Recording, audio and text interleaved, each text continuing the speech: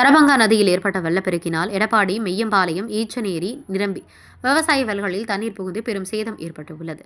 சேலம் மாவட்டம் ஏற்காட்டிலிருந்து தொடங்கும் சரபங்கா நதி கடந்த சில நாட்களாக பெய்த கனமழையினால் வெள்ளப்பெருக்கு ஏற்பட்டு விவசாய வயல்களிலும் குடியிருப்பு வீடுகளிலும் வணிக கடைகளிலும் தண்ணீர் புகுந்து பெரும் சேதத்தை ஏற்படுத்தி வருகிறது. இதனிடையே எடப்பாடி ஒன்றியம் தாதாபுரம் ஊராட்சிக்கு உட்பட்ட மெய்யம்பாளையம் அருகே உள்ள ஈஞ்சநீரை நிரம்பி அதன் உபரி நீர் அருவி போல ஆர்ப்பரித்து செல்லும் தண்ணீரில் சிறுவர் சிறுமிகள் உற்சாக குளியல் போட்டும் இளைஞர்கள் லாரி டியூபில் காற்று நிரப்பி அதனை தண்ணீரில் போட்டு மிதந்து கொண்டும் விளையாடியும் பெண்கள் உட்பட அப்பகுதி பொதுமக்கள் ஏராளமானோர் வந்து பார்த்து சென்ற வண்ணம் உள்ளனர். இந்நிலையில் ஈஞ்சநேரியிலிருந்து வெளியேறும் உபரி நீர் அதன் அருகில் உள்ள சின்னானன் ஏரியும் நிரம்பி அதன் உபரி நீர் வெளியேற வழியில்லாமல் நெல், வெண்டைக்காய் பயிரிடப்பட்ட விவசாய வயல்களில் தண்ணீர் புகுந்து பெரும் சேதத்தை ஏற்படுத்தியது. இதுகுறித்து பாதிக்கப்பட்ட விவசாயி ராஜமாணிக்கம் கூறும்போது, இந்த ஈஞ்சநேரி நிரம்பி அதன் உபரி நீர் வெளியேறும் ஓடையை சிலர் ஆக்கிரமிப்பு செய்து கொண்டதாகவும் இதனை உடனடியாக தூர்வார வேண்டுமென உயர்நீதிமன்றத்தில் வழக்கு தொடர்ந்து நீதிபதிகள் உடனடியாக ஓடை ஆக்கிரமிப்பை அகற்ற நடவடிக்கை எடுக்க வேண்டுமென அதிகாரிகளுக்கு உத்தரவு பிறப்பித்தும் அதிகாரிகளிடத்திலும் பலமுறை மனு கொடுத்தும் எந்த வகையான நடவடிக்கை எடுக்காததா தங்களது வயல்களில் பயிரிடப்பட்ட நெற்பயிர்கள் ஒரு மாதத்தில் அறுவடைக்கு தயாராக இருந்த நிலையில் தற்போது தண்ணீரில் மூழ்கி சேதமடைந்து உள்ளது என்றும் வேதனையுடன் தெரிவித்து இனியாவது உபரி நீர் செல்லும் ஓடையின் ஆக்கிரமிப்பை அகற்ற சம்பந்தப்பட்ட அதிகாரிகள் உடனடி நடவடிக்கை எடுக்க வேண்டும் என்று விவசாயிகள் கோரிக்கை முன்வைத்துள்ளனர். சேலம் மாவட்டம் எடப்பாடி செய்தியாளர் சிவானந்தம்.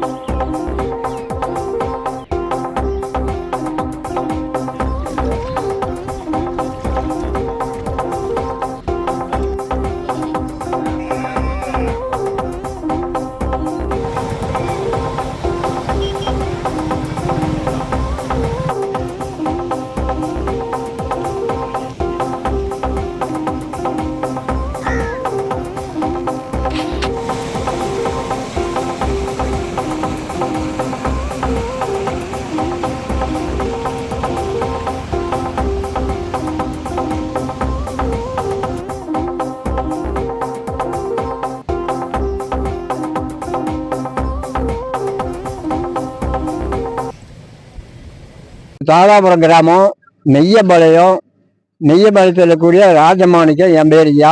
இந்த மாதிரி இது வந்து ஈஞ்சநேரி பொம்மனேரின்னு ஒரு ஏரி. அந்த ஏரி வந்து நம்பினா அந்தான ஆற்றுக்கு போகிறதுக்கு வழி இருக்குது, உடச்சி விட்டுருவாங்க. இல்லை இது வந்து இதில் போய் ஓடையில் தண்ணி போகிறதுக்கு ஒரு வழி இருக்குது ஐயா. இப்போ ஓடை இருக்குது, அந்த ஓடையில் கிணத்தை வெட்டி ஆக்கிரமிச்சு மேடு பண்ணிவிட்டாப்புல. அதனால் தண்ணி போகிறதுக்கு வழி இல்லை. தாசில்தார்கிட்ட போய் முன்னாடி சொன்னங்க, பிடிஆ கிட்ட சொல்லுனாப்புல. பிடிஆ கிட்ட சொல்லி இல்லை தாசில்தார் எடுத்தாப்புல. அப்புறம் நெடுங்காலத்தோட தான் இதை எடுப்பாங்க அப்படின்னாப்புல. நெடுங்காலத்தோட ஏறி போய் கேட்டேன். நான் கேட்டதுக்கு நான் வந்து எங்க இடத்துல வந்து முட்டி போட்டேன், இதை தூர் வர்றது வந்து பிடிஆவும் தாசில்தார் தான் இதை தூர் வருவாங்க, எனக்கு வாக்கி அடிக்கிற இது இல்லை அப்படின்ட்டாரு. அப்புறம் தாசில்தார்கிட்ட வந்து சொன்னேன், சார் இப்படி சொல்றாங்க அப்படின்னு. சரி போய் பிடிஆவுக்கு போ அப்படின்னாப்புல. பிடிஆவுக்கு போனால் இந்த நான் எங்களை தாசில்தார் தான் எடுக்கணுங்கிறாங்க. அப்புறம் மறுபடியும் மக்கிய நாள் போய் கேட்டதுக்கு சரி நான் வர்றேன் அப்படின்னாங்க. வந்து பார்த்தாங்க இடத்த, வந்து அந்த ஆக்கிரமிச்ச இடத்த பார்த்தாங்க. அவங்க காட்டுக்காரர்கிட்ட ஏன் இருக்கக்கூடாது, எங்கள் சொந்த நிலம் அப்படின்னாங்க. சார் அப்போ நீங்கள் சொல்கிற மாதிரி அந்த இடத்த பாருங்க சார், சொந்த நிலமா இருந்தால் கழுங்கு இருக்குல்ல, கழுங்கு போகிற ஆழத்துக்கு மேலே போகிறதுக்கு வாய்க்காது இருக்குது. இதில் தான் ஓட தண்ணி போயிட்டு இருந்துச்சு. இந்த கிணத்துக்காரன் வெட்டி மேடு பண்ணி அந்த தண்ணி போகிறதாக தடுத்து விட்டான் அப்படின்னு வந்து தாசில்தாரே பார்த்தாரு. அவர் தாசில்தார் பார்த்தா நான் எடுக்கிற மாதிரி இன்னும் கவலைப்படாத அப்படின்ட்டாரு. இந்த ஏர் நம்பங்காட்டி எடுங்க சார், தண்ணி வந்தால் எடுக்க முடியாது என்ன. இந்த ஏர் நம்பிக்கைக்குள்ள போட்டு நாளைக்கு வர்றேன், இன்னைக்கு வர்றேன், இதான் பிடிஆ வர்றாரு, தாசில்தார் வர்றேன் அப்படின்னாங்க.